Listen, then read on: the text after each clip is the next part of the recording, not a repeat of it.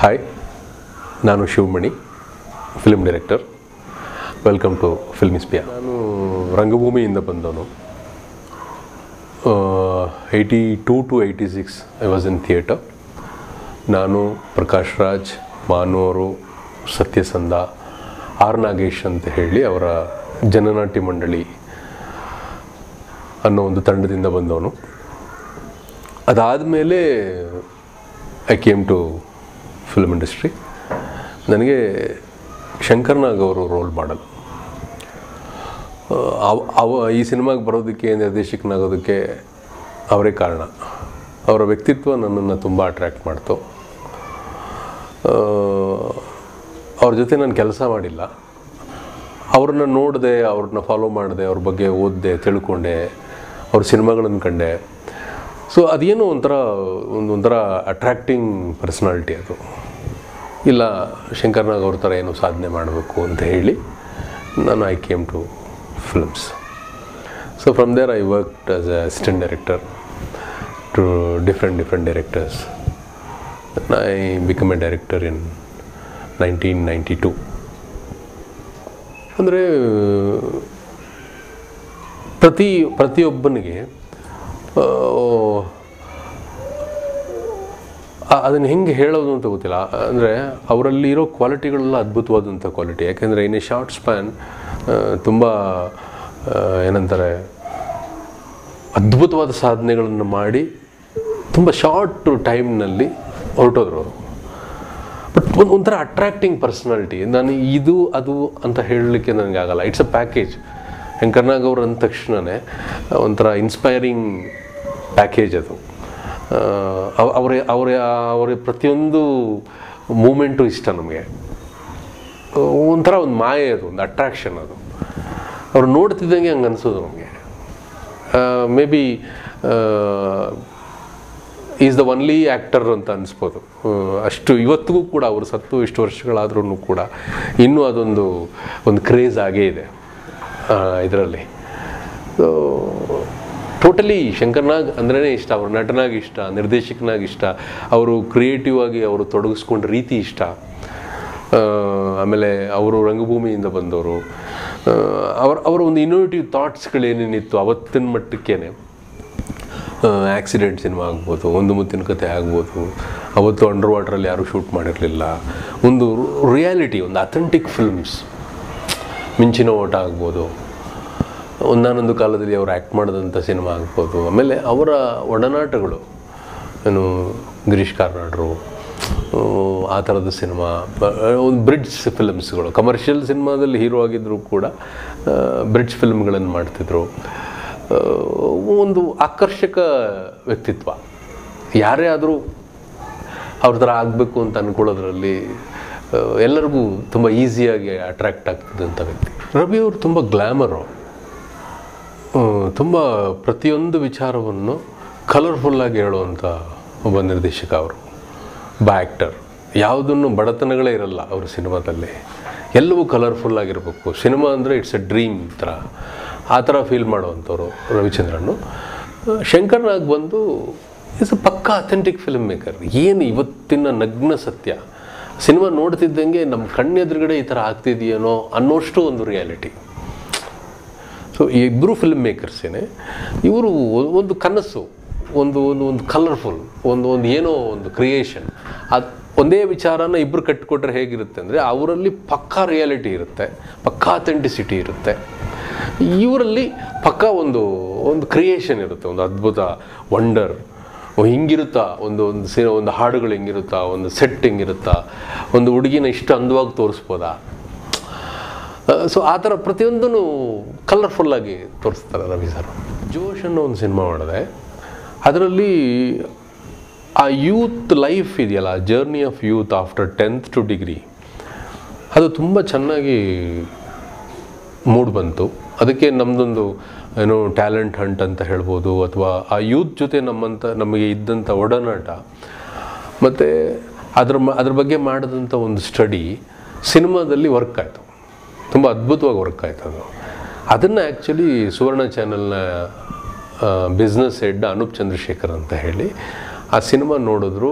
ಆಮೇಲೆ ಸುವರ್ಣ ಫಿಲ್ಮ್ ಅವಾರ್ಡ್ಸಲ್ಲಿ ಅದು best cinema. So ನಮಗೆ ಅದಕ್ಕೆ ಫಿಲ್ಮ್ ಫೇರ್ ಸಿಕ್ತು, ಸ್ಟೇಟ್ ಅವಾರ್ಡ್ ಬಂತು, ಬೇರೆ ಭಾಷೆಗಳಲ್ಲಿ ರಿಮೇಕ್ ಆಯಿತು. ಅವ್ರಿಗೆ ಅದು ತುಂಬ ಇಷ್ಟ ಆಯಿತು ಆ cinema, the way of narration. ಅವ್ರಿಗೇನು ಅನ್ನಿಸ್ತು ಅಂದರೆ ಮಕ್ಕಳ ವಿಚಾರ ಅಪ್ಪ ಅಮ್ಮಂದರಿಗಾಗಿ. ಯಾಕಂದರೆ ಮಕ್ಕಳು ಯಾವಾಗಲೂ ನೋಡಿ ತಂದೆ ತಾಯಿಗಳ ಜೊತೆ ಕಳೆಯೋದಕ್ಕಿಂತ ಹೆಚ್ಚಾಗಿ ಶಾಲೆಯಲ್ಲಿ ಕಳೀತಾರೆ. ಸೊ ಈ ವಿಚಾರನ ಫಾದರ್ ಮದರ್ಸ್ಗೆ ಹೇಳಿದ್ರೆ ಹೇಗಿರುತ್ತೆ, ಮಕ್ಕಳ ವಿಚಾರ ತಂದೆ ತಾಯಿಗಳಿಗಾಗಿ ಅಂತ ಹೇಳಿ ಆ ಏಜ್ನ ಟೀನೇಜ್ ಏನಿದೆ ಅವರ ಲೈಫ್ ಸ್ಟೈಲ್ ಹೇಗಿರುತ್ತೆ, ತಂದೆ ತಾಯಿಯರನ್ನ ಬಿಟ್ಟು ಹೊರಗಡೆ ಮಕ್ಕಳು ಎಷ್ಟೊತ್ತಿದ್ದಾಗ ಅವ್ರು ಹೆಂಗೆ ಬಿಹೇವ್ ಮಾಡ್ತಾರೆ. ಪ್ರತಿ ತಂದೆ ತಾಯಿಗೂ ಮಕ್ಕಳು ಗ್ರೇಟು, ನನ್ನ ಮಗ ತುಂಬ ಒಳ್ಳೆಯವನು, ಬಟ್ ಅವನು ಹೊರಗಡೆ ಸ್ಕೂಲಲ್ಲೋ ಕಾಲೇಜಲ್ಲೋ ಅವ್ನು ಬೇರೆ ಥರ ಇರ್ತಾನೆ. ಅದನ್ನು ತಂದೆ ತಾಯಿಗಳು ನೋಡೋಕ್ಕೆ ಸಾಧ್ಯನೇ ಇಲ್ಲ. ಸೊ ಆ ಒಂದು ಆ ಬದಲಾವಣೆ ಇದೆಯಲ್ಲ, ಏನು ಕಂಬಳಿ ಹುಳ ಚಿಟ್ಟೆಯಾಗಿ ಪರಿವರ್ತನೆ ಆಗುವಂಥ ಒಂದು ಏಜ್, ಆ ಟೈಮ್ ಇದೆಯಲ್ಲ, ಅದನ್ನು ಟೆಲಿವಿಷನ್ ಸ್ಕ್ರೀನಲ್ಲಿ ಹೇಳಿದ್ರೆ ಹೇಗಿರುತ್ತೆ ಅನ್ನೋ ಥಾಟ್ ಅವ್ರಿಗೆ ತುಂಬ ಇಷ್ಟ ಆಯಿತು. ಅವ್ರಿಗೆ ಅನೂಪ್ ಚಂದ್ರಶೇಖರ್ಗೆ ಡೆಫಿನೆಟ್ಲಿ ಇದು ಮನೆಯಲ್ಲಿರೋ ಸಮಸ್ಯೆ. ಪ್ರತಿ ಮನೆಯಲ್ಲೂ ಹುಡುಗ ಇರ್ತಾನೆ, ಹುಡುಗಿ ಇರ್ತಾರೆ. ಆ ಏಜನ್ನು ಅವರು ಕ್ರಾಸಾಗಿ ಬರಲೇಬೇಕು. ಸೊ ಇದನ್ನು ಟೆಲಿವಿಷನಲ್ಲಿ ಮಾಡಿದ್ರೆ ತುಂಬ ಚೆನ್ನಾಗಾಗುತ್ತೆ ಅಂತ ಹೇಳಿ ಅವ್ರಿಗೆ ನಾನೊಂದು ಥಾಟ್ ಹೇಳಿದೆ. ಅದು ಅವ್ರಿಗೆ ಇಷ್ಟ ಆಯಿತು, ಮಾಡಿದ್ಮೇಲೆ ಚೆನ್ನಾಗಾಯ್ತು. ಅದು ನಮಗೆ it's a very successful serial, ತುಂಬ ಒಳ್ಳೆಯ ಹೆಸರು ಕೊಡ್ತು.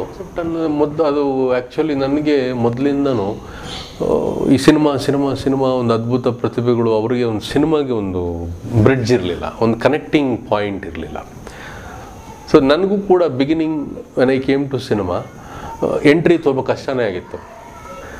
ಸೊ ನನಗೆ ಅದೊಂದಿತ್ತು. ಇವತ್ತು ನನಗೆ ಅಟ್ಲೀಸ್ಟು ನಿರ್ದೇಶಕನಾಗಿ ಒಂದು ಹೆಸರಿದೆ. ನಾನು ಸಿನಿಮಾ ಮಾಡಿದಾಗ ನಾನು ಪ್ರೊಡ್ಯೂಸರ್ಗೆ ಆ ಸಿನಿಮಾನ ಹೇಳಿ ಕನ್ವಿನ್ಸ್ ಮಾಡ್ಬೋದು. ರೂಟ್ ಲೆವೆಲ್ಲಿಂದ ಒಂದು ಟ್ಯಾಲೆಂಟ್ ಹಂಟ್ ಮಾಡಬೇಕು. ನನಗಲ್ಲ ಆ ಸಿನಿಮಾ ನನಗೆ ಸಾಧ್ಯನೇ ಇಲ್ಲ, ನನ್ನ ಸಿನಿಮಾದಲ್ಲಿ ಬರೋಕ್ಕೆ ಸಾಧ್ಯನೇ ಇಲ್ಲ, ಬಟ್ ನನ್ನ ಹತ್ರ ಪ್ರತಿಭೆ ಇದೆ ಅಂಥವನನ್ನು ಹುಡುಕಬೇಕು, ಅವನಿಗೊಂದು ಅವಕಾಶ ಕೊಡಬೇಕು. ಸೊ ಇದಕ್ಕೋಸ್ಕರ ನಾನು ಒಂದು 2 years ಸ್ಪೆಂಡ್ ಮಾಡಿದೆ ಸಮಯ. ತುಂಬ ಕಷ್ಟ ಅದು. But I wanted to thank my producer SV Babu. ಅವರು ನನ್ನ ಜೊತೆ ನಿಂತರು, ಹೆಗಲು ಕೊಟ್ಟರು. ಆಡಿಷನಿಂದ ಹಿಡಿದು ಒಂದು 2-3 ಲೆವೆಲ್ನ ಆಡಿಷನ್. ಆಮೇಲೆ ಆಡಿಷನ್ ಆದಮೇಲೆ ಅವರೊಂದು ರಾ ಟ್ಯಾಲೆಂಟು, ಅವ್ರನ್ನ ಒಂದು ಸ್ಕ್ರೀನ್ ಒಳಗಡೆ ನಾನು ಫಿಟ್ ಮಾಡಬೇಕಿತ್ತು, ಸಿನಿಮಾ ಅನ್ನೋ ಫ್ರೇಮ್ ಒಳಗಡೆ ಅವ್ರನ್ನ ರೆಡಿ ಮಾಡಿದ್ವಿ. ಅವ್ರಿಗೆಲ್ಲ ಹೇಳ್ಕೊಟ್ವಿ, ಫಿಲ್ಮಿ ಲ್ಯಾಂಗ್ವೇಜು, ಥಿಯೇಟ್ರಿಂದ ಒಂದಿಷ್ಟು ಜನ ಬಂದವ್ರನ್ನ ಟ್ರೈನಪ್ ಮಾಡಿದ್ರು, ಫೈಟ್ಸ್ ಹೇಳ್ಕೊಟ್ವಿ, ಸಾಂಗ್ಸ್, ಡ್ಯಾನ್ಸ್ ಹೇಳ್ಕೊಟ್ವಿ, how to be in front of camera. ಒಂದು ಶೇಪಪ್ ಮಾಡಿದ್ವಿ, ಶೇಪಪ್ ಮಾಡಿ ರೆಡಿ ಮಾಡಿ ಆ ಸಿನಿಮಾ ಆಗಿತ್ತದು. ಇಟ್ಸ್ ತುಂಬ ಹಾರ್ಡ್ ಎಫರ್ಟ್, ಒಂದು ಗ್ರೇಟ್ ಸ್ಟ್ರಗಲ್. ಸೊ ಎಲ್ಲರೂ ಹೇಳ್ತಾರೆ ಖಂಡಿತ ಒಂದು ಹಾರ್ಡ್ ವರ್ಕ್ಗೆ ಅದನ್ನು ಜನ ರೆಕಗ್ನೈಸ್ ಮಾಡೇ ಮಾಡ್ತಾರೆ ಅಂತ. ಅದು ಖಂಡಿತ ಹಾಗೇ ಆಯಿತು. ಯಾಕೆಂದರೆ ಆ ವರ್ಷ ಜೋಶ್ ರಿಲೀಸ್ ಆಗಿದ್ದ ವರ್ಷದಲ್ಲಿ ಸುಮಾರು ಒಂದು 80% ಆಫ್ ದ ಫಿಲ್ಮ್ಸ್ ಎಲ್ಲ ಫೇಲ್ಯೂರೇ. ದೊಡ್ಡ ದೊಡ್ಡ ನಟರುಗಳ ಸಿನಿಮಾ ಕೂಡ ಸೋತಿದ್ದು ಆ ವರ್ಷದಲ್ಲಿ. ಆದರೆ ಈ ಸಿನಿಮಾ ಗೆಲ್ತು. ಸೊ ಅದರಲ್ಲಿ ಟೋಟಲ್ ಏನಂದರೆ ಒಂದು ಎಫರ್ಟ್ ಇತ್ತು, ಒಂದು ಡ್ರೀಮ್ ಇತ್ತು, ಒಂದು ಸ್ಟ್ರಗಲ್ ಇತ್ತು. ಏನೋ ಹೇಳಬೇಕು, ಏನೋ ಒದ್ದಾಡಬೇಕು, ಅದನ್ನು ಹೆಂಗೋ ತೆರೆ ಮೇಲೆ ತರಬೇಕು ಅನ್ನೋದು. ಸೊ ಅದು ತುಂಬ ಇವತ್ತಿಗೂ ಕೂಡ ಹಾರ್ಡ್ ವರ್ಕ್ ಅಂತಲೇ ಹೇಳಬೇಕು, ಒಂದು ಟೀಮ್ ಎಫರ್ಟ್. ನಾನು ಇವತ್ತಿಗೂ ಕೂಡ ಯಾವುದೇ ಸಿನಿಮಾ ಒಪ್ಕೊಂಡ್ರು, ಇವಾಗ ನಾಳೆ ಹೊಸ ಸಿನಿಮಾ ಮಾಡ್ತಿದ್ದೀನಿ, ಆ ಹೊಸ ಸಿನಿಮಾ ಮಾಡಬೇಕಾದ್ರೆ ಫಸ್ಟ್ ಸ್ಟಾರ್ಟ್ ಕ್ಯಾಮ್ರಾ ಆ್ಯಕ್ಷನ್ ಅಂತ ಹೇಳ್ತೀನಲ್ಲ, ಆಗ ಒಂದು ಭಯ ಇದೆ. ಅದು ನನ್ನ ಮರೆಯಲಾಗದೇ ಇರೋ ಒಂದು ಮೊಮೆಂಟ್, ಒಂದು ಭಯ. ಅದು ಒಂದು ಆ್ಯಕ್ಷನ್ ಅಂತ ಹೇಳಬೇಕಾದ್ರೆ ಅಯ್ಯೋ ಒಂದು ಪ್ರಾಜೆಕ್ಟ್ ಸ್ಟಾರ್ಟ್ ಆಯಿತು, ಇದು ಕರೆಕ್ಟಾಗಿ ನಾನು ತಲುಪಿಸ್ಬೇಕು, ನನ್ನನ್ನು ಟ್ರಸ್ಟ್ ಮಾಡಿ ಇಷ್ಟು ದೂರ ಜನ ಕರ್ಕೊಂಡು ಬಂದಿದ್ದಾರೆ. It's a big journey. Almost ಒಂದು 20-22 ವರ್ಷದ ಜರ್ನಿ ಇದು. So I am responsible. ಭಯ ಇದೆ. ಸೊ ನಾರ್ಮಲಿ ಏನಾಗ್ಬಿಡುತ್ತೆ, ತುಂಬ ಎಕ್ಸ್ಪೀರಿಯನ್ಸ್ ಆದವ್ರಿಗೆ ನಡೀರಿ ಇಷ್ಟೇ ಸಿನಿಮಾ ಮಾಡ್ಬಿಟ್ಟಿದ್ವಿ ಅಂತ ಇದೇನು ದೊಡ್ಡ ವಿಚಾರ ಅಂತ ಅನ್ನಿಸ್ಬೋದು. ಬಟ್ ನನಗೆ ಹಂಗೆ ಅನ್ಸಲ್ಲ, ಭಯ ಇರುತ್ತೆ. ನನಗೂ ಎಷ್ಟೋ ಸಲ ನಾನೇ ಕೇಳ್ಕೊಂಡಿದ್ದೀನಿ, ಯಾಕೆ ನನಗೆ ಫಸ್ಟ್ ಶಾರ್ಟ್ನಲ್ಲಿ ಹೊಸ ಸಿನಿಮಾ ಮಾಡಿದಾಗ ಆ್ಯಕ್ಷನ್ ಅಂದಾಗ ಯಾಕೆ ಭಯ ಆಗುತ್ತೆ ಅಂತ. ಬಟ್ ಅದೇನಂದರೆ ಒಂದು ಟ್ರಸ್ಟ್ ಅಂತ ಹೇಳ್ಬೋದು. ನನ್ನನ್ನು ನಂಬಿದ್ದಾರೆ, ನಾನು ಒಳ್ಳೆ ಪ್ರಾಡಕ್ಟ್ ಮಾಡಬೇಕು ಅನ್ನೋ ಇದಿರ್ಬೋದು. ಅಥವಾ ನಾನಿನ್ನೂ ಅಲೈವ್ ಅಂತ ಅನ್ನಿಸ್ತಾ ಇದೆ as a director. I am not dead. ಅಂದರೆ I am in search of so many things. So I am alive. ನನಗೆ ಭಯ ಇದೆ, ನಾನು ಏನೋ ಒಳ್ಳೇದು ಮಾಡ್ತೀನಿ. ಆ ಭಯ ಇದ್ದಾಗಲೇ you will do work, hard work. ಅಂದ್ರೆ ನಿರ್ದೇಶನಕ್ಕೆ ಒಂದು ಬೇರೆ ಒಂದು ಇದನ್ನು ಭಾಷೆ ಬರೆದವರು ಅಂತ ಹೇಳ್ಬೋದು. ಅಂದರೆ ಆ ಥರದ ಕಂಟೆಂಟ್ಗಳನ್ನು ಯಾರು ತೆರೆ ಮೇಲೆ ತರಲಿಕ್ಕೆ ತುಂಬ ಯೋಚನೆ ಮಾಡ್ತಾರೆ, ತುಂಬ ಕಷ್ಟ ಆ ಥರದ ವಿಚಾರಗಳು ತೆರೆ ಮೇಲೆ ಬರಲಿಕ್ಕೆ. But he has taken that risk. ತುಂಬ ಅದು ಹೇಗೆ ಅಂದರೆ ಖಂಡಿತ ಆ ಥರ ಕಂಟೆಂಟ್ಗಳನ್ನು ತರೋಕ್ಕೆ ಆಗಲ್ಲ ಸಿನಿಮಾದಲ್ಲಿ. ಅದನ್ನು ರಿಸ್ಕ್ ಮಾಡಿ ಸಿನಿಮಾಗೆ ತಂದರು, ಅದನ್ನು ತೆರೆ ಮೇಲೆ ತಂದರು. ಆಮೇಲೆ ಅವರು ನೋಡೋ ಕಂಟೆಂಟ್ಗಳೇ ಬೇರೆ ಆ್ಯಸ್ ನಿರ್ದೇಶಕನಾಗಿ. ಸೊ ಖಂಡಿತ ಅದೇ ಇವತ್ತಿಗೂ ಉಪೇಂದ್ರ ಅವ್ರ ಮೇಲಿರುವಂಥ ಒಂದು ನಂಬಿಕೆ ಎಲ್ಲರಿಗೂ ಅಷ್ಟೇ. ಈಗ ನನಗಾಗ್ಬೋದು, ಆಡಿಯನ್ಸ್ಗಾಗ್ಬೋದು, ಬೇರೆ ಭಾಷೆಯ ಫಿಲ್ಮ್ ಮೇಕರ್ಸ್ಗಾಗ್ಬೋದು, ಉಪೇಂದ್ರ ಏನು ಮಾಡ್ತಾರೆ ಅದೆಂಥ ನಂಬಿಕೆ ಹೇಳಿ. ಅದನ್ನು ಹುಟ್ಟಾಕೋದು ಎಂಥ ಸಾಧನೆ ಅದು ಖಂಡಿತ. ಆಮೇಲೆ ಅವರು ಆಯ್ಕೆ ಮಾಡುವಂಥ ಕಥೆಗಳು, ಪಾತ್ರಗಳು, ಅದನ್ನು ತೆರೆ ಮೇಲೆ ತರೋಕ್ಕೆ ಪಡುವಂಥ ಒದ್ದಾಟ ಏನೋ ಬೇರೆ ಇರುತ್ತೆ. ಏನೋ ಒಂದು ಹೊಸ ವಿಚಾರನ ತರಲಿಕ್ಕೆ ಟ್ರೈ ಮಾಡ್ತಾರೆ. ಸೊ ಅದು ನಿರ್ದೇಶಕನಾಗಿ ನನಗೆ ತುಂಬ ಇಷ್ಟ. ಸೊ ಎಲ್ಲೋ ಒಂದು ಕಡೆ ಏನಾಗ್ಬಿಡುತ್ತೆ, ಇವೆಲ್ಲ ಸೇಲಬಲ್ ವಿಚಾರಗಳು, ಇವಿಷ್ಟೇ ಗೆಲ್ಲೋದು, ಇವಿಷ್ಟೇ ರೆಡಿಮೇಡ್ ಫಾರ್ಮುಲಾಸ್ ಅನ್ನೋರ ಮಧ್ಯೆ ಏನೋ ಒಂದು ಸೆನ್ಸೇಷನ್ ಮಾಡೋಕ್ಕೆ ಹೊರಡುವಂಥ ಒಂದು ಟೈಮ್ ಇದೆಯಲ್ಲ, ಅದೊಂದು ನಿಜವಾಗ್ಲೂ ಆ ಟೈಮ್ ಗ್ರೇಟ್ ಟೈಮ್. ಸೊ ಆ ವಿಚಾರದಲ್ಲಿ ನನಗೆ ಉಪೇಂದ್ರ ತುಂಬ ಇಷ್ಟ. ಆ್ಯಕ್ಚುಲಿ ರಂಗನಟ ಆಗಿದ್ದರಿಂದ ನನಗೂ ಕೂಡ ನಾನು ಆ್ಯಕ್ಟ್ ಮಾಡಬೇಕು ಅನ್ನೋ ಒಂದು ಕ್ರೇಜ್ ಇತ್ತು. ಸೊ ಡೈರೆಕ್ಟರ್ ಆದಮೇಲೆ ಅದು ಮರ್ತೋಯ್ತು. ಎಲ್ಲೋ ಒಂದು ಕಡೆ ಉಪೇಂದ್ರ ಹೀರೋ ಆದರು. ಆ ಒಂದು 2097-98 ಹಿಡಿದು ಒಂದು 2001 ಎಲ್ಲ ನಿರ್ದೇಶಕಗಳೆಲ್ಲ ಹೀರೋ ಆದರು. ಹಂಗೆ ನನಗೂ ಒಂದು ಅವಕಾಶ ಬಂತು. ಸೊ ಮಾಡಿ ಹೆಂಗೂ ನೀವು ಥಿಯೇಟ್ರಿಂದ ಬಂದವರಾಗಿದ್ದರಿಂದ ಮಾಡ್ಬೋದು ಅಂತ. ಸೊ ಅದೊಂದು ಪ್ರಯತ್ನ ಅಷ್ಟೇ, ಅದರಲ್ಲೊಂದು ಎಫರ್ಟ್ ಇತ್ತು. ಬಟ್ ಸಿನಿಮಾ ತುಂಬ ದೊಡ್ಡ ಯಶಸ್ಸೇನು ಕಾಣಲಿಲ್ಲ. ಬಟ್ ಹಾಡುಗಳೆಲ್ಲ ಚೆನ್ನಾಗಿ ಬಂದವು.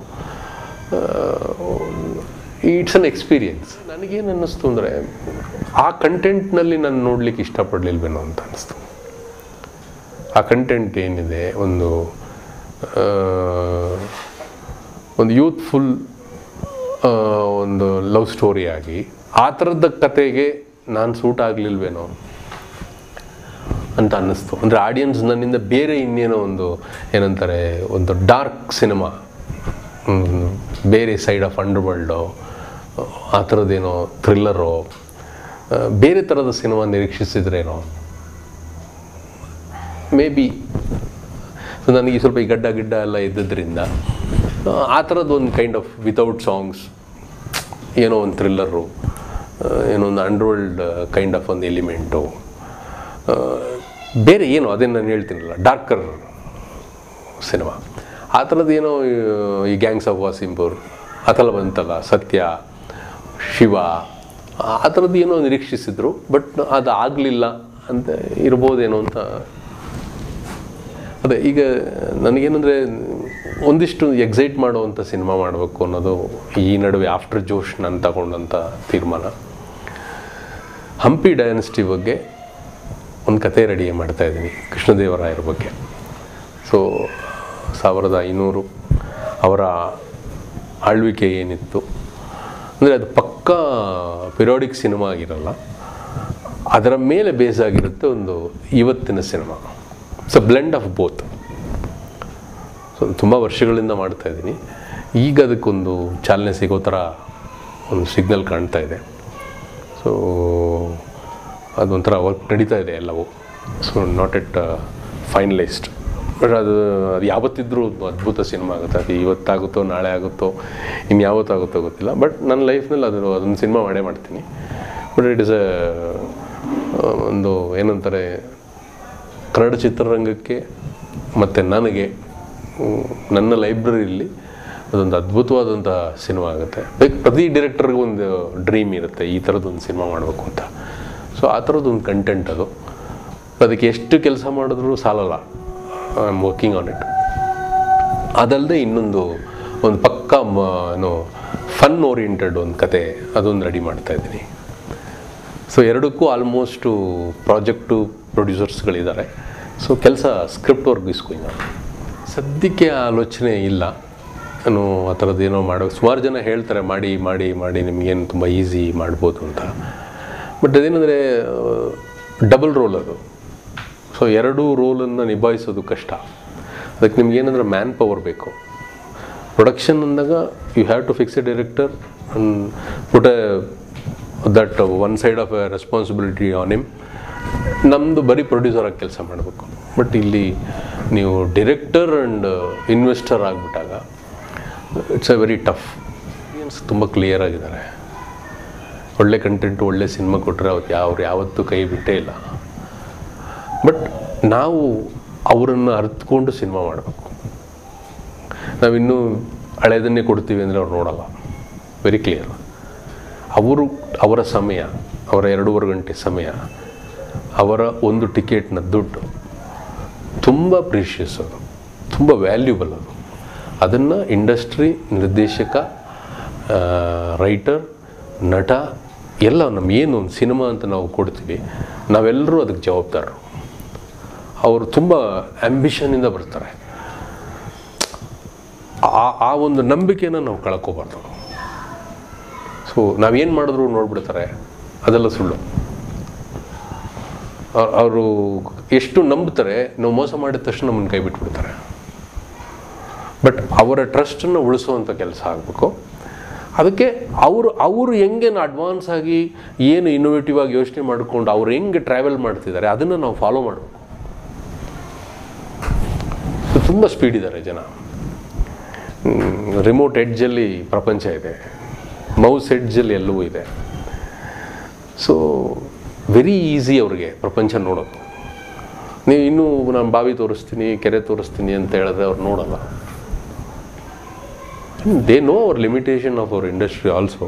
ಬಟ್ ನೀವು ಗಿವ್ ಎ ಕಂಟೆಂಟ್, ಒಳ್ಳೆ ಕತೆ ಕೊಡಿ. ಒಂದು ಸಿನಿಮಾ ಬಂದಾಗ ನನ್ನ ಮನಿ, ನನ್ನ ಟೈಮ್ ಈಸ್ ವೆರಿ ವ್ಯಾಲ್ಯೂಬಲ್. ನನ್ನನ್ನು don't take me for granted. So ಅದನ್ನು ನಾವು ಫಸ್ಟ್ ಫಿಕ್ಸ್ ಮಾಡಿಕೊಂಡು ವಿ ಶುಡ್ ರೈಟ್ ಸಮಥಿಂಗ್. ನೀವು ಒಂದು ಓಮ್ ಬರೀತೀರ, ಒಂದು ಸಿನಿಮಾ ಮಾಡೋದಕ್ಕೆ ಏನೋ ಒಂದು ಓಮ ಕುಂಕರ ಹಾಕ್ತೀರ ಅಂದ್ರೇ, ಸೊ ಆ ಒಂದು ನಂಬಿಕೆ, ಆ ಟ್ರಸ್ಟು, ಅವರ ದುಡ್ಡು, ಅವರ ಟೈಮಿಗೆ ನಾವು ಬೆಲೆ ಕೊಡಬೇಕು. ಆಮೇಲೆ ನಾನು ಮಾಡೋ ಸಿನಿಮಾ ಇಲ್ಲಿ ಬರೀ ಒಬ್ಬ ನಿರ್ಮಾಪಕನ ಹಣ ಹೋಗುತ್ತೆ ಅಥವಾ ನನ್ನ ಹೆಸರು ಹೋಗುತ್ತೆ ಅನ್ನೋದಕ್ಕಿಂತ ಹೆಚ್ಚಾಗಿ ಒಂದು ಇಂಡಸ್ಟ್ರಿ, ಒಂದು ಸಿನಿಮಾ ಸೋಲ್ತು ಅಂದರೆ ಅದರ ಟ್ಯಾಗ್ಲೈನು, ಅದರ ಹಣೆಪಟ್ಟಿ ಬೀಳೋದು ಇಂಡಸ್ಟ್ರಿಗೆ. ಕನ್ನಡ ಇಂಡಸ್ಟ್ರೀಲಿ ಒಳ್ಳೆ ಸಿನಿಮಾಗಳು ಬರ್ತಾಯಿಲ್ಲ. ಸೊ ನಮ್ಮ ಹಿಂದೆ ಒಂದು ಇಂಡಸ್ಟ್ರಿ ಇದೆ. ಸೊ ಬರೀ ನಮ್ಮ ಜವಾಬ್ದಾರಿಗಳು ಮಾತ್ರ ಅಲ್ಲ, ಹಣ ಸಿಕ್ತು ಹಣ ಹೋಯ್ತು ಅನ್ನೋದಕ್ಕಿಂತ ನಾವೊಂದು ಇಂಡಸ್ಟ್ರಿನ ರೆಪ್ರೆಸೆಂಟ್ ಮಾಡ್ತಾಯಿದ್ದೀವಿ, ಒಂದು ಕನ್ನಡ ಇಂಡಸ್ಟ್ರಿ ಅನ್ನೋದು. ಒಳ್ಳೆ ಸಿನಿಮಾ ಆಗಬೇಕು ಅಂತಲೇ ಸಿನಿಮಾ ಮಾಡೋದು. ಈಗ ನಿರ್ಮಾಪಕ ಹಣ ಹಾಕ್ತಾನೆ, ಅವ್ನು ಸುಮ್ಮನೆ ಹಾಕಲ್ಲ. ನಿರ್ದೇಶಕನೂ ಕಷ್ಟಪಡ್ತಾನೆ, ಅಥವಾ ನಟನೂ ನಿರ್ದೇಶಕನ, ಪ್ರೊಡ್ಯೂಸರ್ನ ನಂಬ್ತಾನೆ ಒಂದು ಸಿನಿಮಾ ಆಗಬೇಕು ಅಂತ. ಬಟ್ ಎಲ್ಲೋ ಒಂದು ಕಡೆ ಮಿಸ್ಫೈರ್ ಆಗುತ್ತೆ. ನಾನು ಹೇಳೋದು ಆ ಮಿಸ್ಫೈರ್ನ ಕಾರಣ ಏನು ಅನ್ನೋದನ್ನ ಫೈಂಡ್ ಔಟ್ ಮಾಡ್ಕೋಬೇಕು ಅಂತ ನಾನು ಹೇಳೋದು. ಏನಾಗ್ತಿದೆ ಅಂದರೆ ನಮ್ಮಲ್ಲೊಂದು ಸರ್ವೆ, ಈ ಥರದ ಸಿನಿಮಾಗಳು ನೋಡ್ತಾರೆ, ಇದು ನೋಡಲ್ಲ. ಆಮೇಲೆ ಒಂದಿಷ್ಟು ನಾವೇ ಎಲ್ಲೋ ಹಿಂದೆ ಇದ್ದೀವೇನೋ ಅನಿಸುತ್ತೆ. ಜನಗಳನ್ನು ಅವ್ರಿಗೆ ಏನು ಬೇಕು ಅಂತ ನಾವು ಕರೆಕ್ಟಾಗಿ ಕೇಟರ್ ಮಾಡ್ತಾ ಇಲ್ಲ ಅಂತ.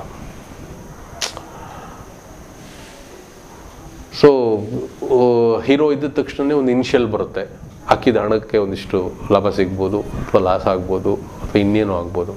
ಬಟ್ ನಾವು ಕರೆಕ್ಟಾಗಿ ಕೇಟರ್ ಮಾಡ್ತಾ ಇಲ್ಲ. ಅವ್ರಿಗೆ ಏನು ಬೇಕು, ಇವತ್ತಿನ ಕಾಂಪಿಟೇಷನ್ ಏನಿದೆ, ತಮಿಳು, ತೆಲುಗು, ಹಿಂದಿ ಸಿನಿಮಾಗಳು, ಇಂಗ್ಲೀಷ್ ಸಿನಿಮಾಗಳು, ಟೆಲಿವಿಷನ್, ಇದು ಬೇರೆ ಥರದ ಎಂಟರ್ಟೈನ್ಮೆಂಟ್ ತುಂಬ ಇದೆ. ನಾವು ಅದನ್ನೆಲ್ಲ ಬ್ಯಾಲೆನ್ಸ್ ಮಾಡಿ ಒಂದು ಸಿನಿಮಾ ಅಂತ ಮಾಡಬೇಕು. ಅದಾಗ್ತಿಲ್ಲ. ಅದೆಲ್ಲೋ ಕೆಲವರು ಟ್ರೈ ಮಾಡ್ತಾರೆ, ಪರ್ಸೆಂಟೇಜ್ ಆಫ್ ಸಕ್ಸಸ್ ಕೂಡ ಅಷ್ಟೇ ಇರುತ್ತೆ. ಸೊ ಎಲ್ಲರೂ ಅದಕ್ಕೆ ಕನೆಕ್ಟ್ ಆಗಬೇಕು ಅಂತ. ಆಲ್ ಡೈರೆಕ್ಟರ್ಸ್ ಒಂದು ಸ್ಟಡಿ, ಈ ಥರದ ಸಿನಿಮಾ ಆಗಬೇಕು, ಹಿಂಗೆ ಮಾಡಬೇಕು. ಇದು ತಪ್ಪಾಗುತ್ತೆ, ಖಂಡಿತ ತಪ್ಪಾಗುತ್ತೆ. ಏನು ಕೆಲವೊಂದು ಟೈಮ್ನಲ್ಲಿ ನಾವು ಯಾರೂ ಬ್ರಹ್ಮರಲ್ಲ. ಅಂದರೆ ಆಡಿಯನ್ಸ್ ಮೂಡ್ ಬದಲಾಗ್ತಾನೆ ಇರುತ್ತೆ ಎನಿ ಟೈಮ್. ಬಟ್ ಅದಕ್ಕೆ ಮೇನ್ ಏನಂದರೆ ಕಂಟೆಂಟ್. ನಾವು ಕಂಟೆಂಟನ ಮೇಲೆ ಕಾನ್ಸಂಟ್ರೇಟ್ ಮಾಡ್ತಾ ಇಲ್ಲ. ವಿ ಆರ್ ಮೇಕಿಂಗ್ ಮೇಲೆ ಹೊಡೋಗ್ತೀವಿ. ಒಂದು 5 ಸಾಂಗು ಅಬ್ರಾಡಲ್ಲಿ ಶೂಟ್ ಮಾಡೋದು, ಇನ್ಯಾರೋ ಒಂದು ಆ್ಯಕ್ಷನ್ ಹಿಂಗೆ ಮಾಡ್ತೀವಿ, ಒಂದು ಚೇಸಿಂಗೆ. ಸೊ ಅದರಲ್ಲಿ ಇಂಡಿಪೆಂಡೆಂಟ್ ಪಾರ್ಟು. ಒಂದು ಕತೆಗೆ ಒಂದು ಜೀವಾಳ ಇದೆಯಲ್ಲ, ಒಂದು ಜೀವ ಇದೆಯಲ್ಲ, ಆ ಜೀವ ತುಂಬ ಪವರ್ಫುಲ್ ಆಗಿದೆ. ಅದನ್ನು ಮಿಕ್ಕಿದೆಲ್ಲವೂ ಡೆಕೋರೇಟ್ ಮಾಡ್ತಾ ಹೋಗುತ್ತೆ. ಸೊ ಅದೆಲ್ಲೋ ನಾವು ಅದನ್ನು ಫೈಂಡ್ ಔಟ್ ಮಾಡೋದ್ರಲ್ಲಿ ಎಡುತ್ತಾ ಇದ್ದೀವಿ ನಾವು. ರೈಟ್ ಕಂಟೆಂಟನ್ನು ಹುಡುಕೋದ್ರಲ್ಲಿ ನಾವು ಎಡುತ್ತಾ ಇದ್ದೀವಿ ನಾವು. ಎಲ್ಲೋ ಒಂದು ಕಡೆ ಅವರೆಲ್ಲ ಬೆಳೀತಾ ಇದ್ದಾರೆ, ನಾವು ಬೆಳೀತಾ ಇಲ್ಲ ಅಂತ ನೋವಾಗುತ್ತೆ. ಅಂದರೆ ಇಷ್ಟೆಲ್ಲ ಮಾಡ್ತಿದ್ದಾರೆ ಅವರು, ನಾವು ಯಾಕೆ ಅದನ್ನು ಮಾಡೋಕ್ಕಾಗ್ತಾಯಿಲ್ಲ? ನೋಡಿ, ತೆಲುಗು ತಮಿಳು ಸಿನಿಮಾಗಳೆಲ್ಲ ಕೋಟಿ 5 ಕೋಟಿ 6 ಕೋಟಿಗೆಲ್ಲ ಕೊಟ್ಟು ಸಿನಿಮಾ ತರ್ತಾರೆ, ಇಲ್ಲಿ ಬಿಡುಗಡೆ ಮಾಡ್ತಾರೆ. ಬಟ್ ನಮ್ಮ ಸಿನಿಮಾಗಳೇ ಕೆಲವೊಂದು ಟೈಮ್ನಲ್ಲಿ ಆ ಮಟ್ಟಕ್ಕೆ ಬಿಡುಗಡೆ ಮಾಡೋಕ್ಕೂ ಸಾಧ್ಯ ಆಗಲ್ಲ, ಆ ಮಟ್ಟಕ್ಕೆ ಯಶಸ್ಸು ಕಾಣಲ್ಲ. ನಾವು ನೋವಾಗುತ್ತೆ ಅಂದಾಗ ನಮಗೇನಂದರೆ ಅದಕ್ಕೆ ಬೇಕಾದಂಥ ಒಂದು ಮ್ಯಾನ್ ಪವರು, ಅದಕ್ಕೆ ಬೇಕಾದಂಥ ಕತೆಗಳ ಹುಡುಕಾಟ, ರೈಟರ್ಸು, ಆ ಥರದ್ದು ಹೋಮ್ವರ್ಕು ಆ ಥರದ್ದು ಆಗ್ತಾಯಿಲ್ಲ. ಏನಾಗ್ಬಿಟ್ಟಿದೆ ಅಂದರೆ ಎಲ್ಲೋ ಒಂದು ಕಡೆ ಯೂತ್ ಹುಡುಗರು, ಬುದ್ಧಿವಂತರು, IT ಎಲ್ಲ ಒಂದು ಬೇರೆ ಕಡೆ ಇದ್ದಾರೆ. ಫಿಲ್ಮ್ ಮೇಕರ್ಸು ಒಂದಿಷ್ಟು ವರ್ಷಗಳಿಂದ ಕೆಲಸ ಮಾಡ್ಕೊಂಡು ಹೋಗ್ತಿರೋರು, ಆ ಫಿಲ್ಮ್ ಮೇಕರ್ಸ್ ಎಲ್ಲ ಒಂದು ಕಡೆ ಇದ್ದಾರೆ. ಅವಕಾಶನೇ ಸಿಗದೆ ಏನೋ ಮಾಡ್ಬೇಕು ಸಿನಿಮಾದಲ್ಲಿ ಅಂತ ಇದು ಮಾಡಿದವರು ಇನ್ನೊಂದು ಕಡೆ ಇದ್ದಾರೆ. ಬುದ್ಧಿಜೀವಿಗಳು, ವಿಷಯ ಇರೋವಂಥವ್ರು ಇನ್ನೊಂದು ಕಡೆ ಇದ್ದಾರೆ. ಎಲ್ಲರೂ ಸೇರಬೇಕು. ಈಗ ಮಲಯಾಳಂ ಸಿನಿಮಾದ ಕ್ರಾಂತಿಗೆ ಕಾರಣ ಏನಂದರೆ ಅದ್ಭುತವಾದಂಥ ರೈಟರ್ಸ್ಗಳು, ತುಂಬ ಒಳ್ಳೊಳ್ಳೆ ರೈಟರ್ಸ್ಗಳು ಸಿನಿಮಾಗೆ ಬಂತು, ಕಥೆಗಳನ್ನು ಕೊಟ್ಟರು. ಎಲ್ಲರೂ ಬ್ಲೆಂಡರು. ಈಗ ಏನಾಗ್ಬಿಟ್ಟಿದೆ, ಒಂದಿಷ್ಟು ವರ್ಷಗಳಿಂದ ಬರೀ ಸಿನಿಮಾ ನಂಬಿಕೊಂಡೇ ಮಾಡ್ತಿರುವಂಥವ್ರೇ ಸಿನಿಮಾ ಮಾಡ್ತಿದ್ದಾರೆ. ಎಲ್ಲೋ ಬರ್ತಾರೆ ಹೊರಗಡೆ ಅಂತ, ತುಂಬ ಪರ್ಸೆಂಟೇಜ್ ಲೆಸ್. ಸೊ ನಾನು ಹೇಳೋದು, ಒಂದು ಅದ್ಭುತವಾದಂಥ ಕತೆ ಸಿಗಬೇಕು, ಅದನ್ನು ಟ್ರೆಂಡಿಯಾಗಿ ವಿಜುವಲೈಸ್ ಮಾಡುವಂಥ ಒಬ್ಬ ಇನ್ವೆಸ್ಟರ್ ಸಿಗಬೇಕು, ಹೊಸಬರಿಗೆ ಅವಕಾಶ ಸಿಗಬೇಕು, ಹಳಬರು ಅದನ್ನು ಎಕ್ಸಿಕ್ಯೂಟ್ ಮಾಡಬೇಕು. ಸೊ ಎಲ್ಲವೂ ಬ್ಲೆಂಡ್ ಆಗ್ತಾ ಇಲ್ಲ ಅಂತ. ಎಲ್ಲೋ ಒಂದು ಕಡೆ ಬರ್ತಾರೆ, ಯಾರೋ ಹೊಸಬರು ಬರ್ತಾರೆ, ಟ್ರೆಂಡಿಯಾಗಿ ಏನೋ ಒಂದು ಕಾನ್ಸೆಪ್ಟ್ನ ತರ್ತಾರೆ, ಅವ್ರು ಎಕ್ಸಿಕ್ಯೂಟ್ ಮಾಡೋಕ್ಕಾಗಲ್ಲ ಅದನ್ನು. ಇನ್ನು ಕೆಲವರು ಇಂಡಸ್ಟ್ರಿಯಲ್ಲಿ ಸಿನಿಮಾ ಮಾಡ್ತಿದ್ದಾರೆ, ಅವರು ಅದೇ ಹಳೆ ಕಂಟೆಂಟನ್ನು ಮಾಡಿ ಅದು ಎಷ್ಟರಲ್ಲಿ ಮಾಡಬೇಕು, ಎಷ್ಟು ಮಾಡಿದ್ರೆ ಎಷ್ಟು ಲಾಭ ಸಿಗುತ್ತೆ, ಆ ಲೆಕ್ಕಾಚಾರದಲ್ಲಿ ಒಂದಿಷ್ಟು ಮಾಡುವಂಥವ್ರು ಮಾಡ್ತಿದ್ದಾರೆ. ಅವಕಾಶ ಸಿಗದೇ ಇರೋರು ಬೈಕೊಂಡು ನಮಗಿಲ್ಲ ಬಿಡ್ರಿ, ನಮಗೆ ಸಿಗಲ್ಲ, ಏನಿಲ್ಲ, ಈ ಥರದ್ದು ಒಂದಿಷ್ಟು ಜನ. ಅಲ್ಲೇ ಇನ್ನೊಂದಿಷ್ಟು ತುಂಬ ಬುದ್ಧಿಜೀವಿಗಳ ವರ್ಗ, ಅವರು ನಮಗಲ್ಲ ಸಿನಿಮಾ, ಅಲ್ಲಿ ನಮಗೆ ರೆಸ್ಪೆಕ್ಟ್ ಇಲ್ಲ, ಮರ್ಯಾದೆ ಇಲ್ಲ, ಗೌರವ ಇಲ್ಲ, ಏನು ಅಲ್ಲಿ ಹೋಗಿ ನಾವೇನು ಮಾಡೋದು, ನಮಗೆ ಇಲ್ಲೊಂದು ಹೆಸರಿದೆ ಸಾಕು. ಸೊ ನಾನು ಹೇಳೋದು, ಎಲ್ಲರೂ ಕೈ ಜೋಡಿಸ್ಬೇಕು. ಒಬ್ಬ ಇನ್ವೆಸ್ಟರೋ, ಒಬ್ಬ ನಿರ್ಮಾಪಕನೋ, ಒಬ್ಬ ಮೇಕರೋ, ಒಬ್ಬ ಡೈರೆಕ್ಟ್ರು, ಆ ಥರ ಎಲ್ಲರನ್ನ ಒಂದು ಏನಂತಾರೆ, ಎಲ್ಲರನ್ನ ಒಂದೇ ಇದಕ್ಕೆ ಕರ್ಕೊಂಡು ಬಂದು ಒಂದು ಸಿನಿಮಾ ಮಾಡೋಕ್ಕೆ ಸಾಧ್ಯ ಆಯಿತು ಅಂದರೆ definitely we can do wonders. ಒಂದು ಎಫರ್ಟ್ ಇರುತ್ತೆ, ಒಂದು ಟ್ರಸ್ಟ್ ಇರುತ್ತೆ, ಖಂಡಿತ ನಿರಾಸೆ ಮಾಡಲ್ಲ. ಸೊ ನಾನು ಹೇಳ್ತಿರೋದು, ಈಗ ಐ ಕ್ಯಾನ್ ಡೂ ವರ್ಷಕ್ಕೆ ಒಂದು 2-3 ಸಿನಿಮಾಗಳು ಯಾವುದಾದ್ರೂ ಮಾಡ್ಬೋದು. ಯಾರೋ ಹೊಸಬ್ರು ಸಿನಿಮಾನೋ, ಇನ್ನು ಯಾವುದೋ ಒಂದು ಪ್ರಾಜೆಕ್ಟನ್ನಂತೂ ನಾನು ಟೇಕ್ ಆಫ್ ಮಾಡ್ಬೋದು. But I am taking time, ಸಮಯ ತಗೊಂಡು ಆಲೋಚನೆ ಮಾಡಿ, ಅಟ್ಲೀಸ್ಟ್ ಬಂದಾಗ ಪರವಾಗಿಲ್ಲಪ್ಪ, ನಮ್ಮನ್ನು ಡಿಸಪಾಯಿಂಟ್ ಮಾಡಲಿಲ್ಲ ಶಿವಮಣಿ, ನನ್ನನ್ನು ಇಲ್ಲಿವರೆಗೂ ಉಳಿಸ್ಕೊಂಡು ಬಂದಿರೋದು ಅದೊಂದೇ. ಇವತ್ತಿಗೂ ಹೇಳ್ತಾರೆ, ಸರ್ ನಿಮ್ಮ ಸಿನಿಮಾಗಳು ಚೆನ್ನಾಗಿರುತ್ತವೆ. ಸೊ ಅದು ಹಾಗೇ ಇರಬೇಕು. ಸೊ ಅದಕ್ಕೆ ನಾನು ಹೇಳಿದ್ನಲ್ಲ, ಅವರ ಹಣ, ಅವರ ಸಮಯ, ಆಮೇಲೆ ಅವ್ರನ್ನ ನಾನು ಯಾವತ್ತೂ ಗ್ರ್ಯಾಂಟೆಡಾಗಿ ತೊಗೊಳ್ಳೋದೇ ಇಲ್ಲ. ನನಗೆ ಇನ್ನೂ ಭಯ ಇರುತ್ತೆ. ಸೊ ಆ ಭಯದಿಂದ ಕೆಲಸ ಮಾಡ್ತೀನಿ. ಕೆಲಸ ಮಾಡಿದಾಗ ಆ ಪ್ರಾಜೆಕ್ಟಲ್ಲಿ ಏನೋ ಒಂದು ವಿಚಾರ, ಎಫರ್ಟ್ ಇದ್ದೇ ಇರುತ್ತೆ, ಅದು ಜನಕ್ಕೆ ಇಷ್ಟ ಆಗೇ ಆಗುತ್ತೆ. ಅದನ್ನು ನಾನು ಇರೋವರೆಗೂ ಎಲ್ಲಿವರೆಗೂ ನಾನು ಸಿನಿಮಾ ಮಾಡ್ತೀನಿ, ಎಲ್ಲಿವರೆಗೂ ನಾನು ಇಂಡಸ್ಟ್ರಿಯಲ್ಲಿ ಇರ್ತೀನಿ, ಅದನ್ನು I will maintain it. That's my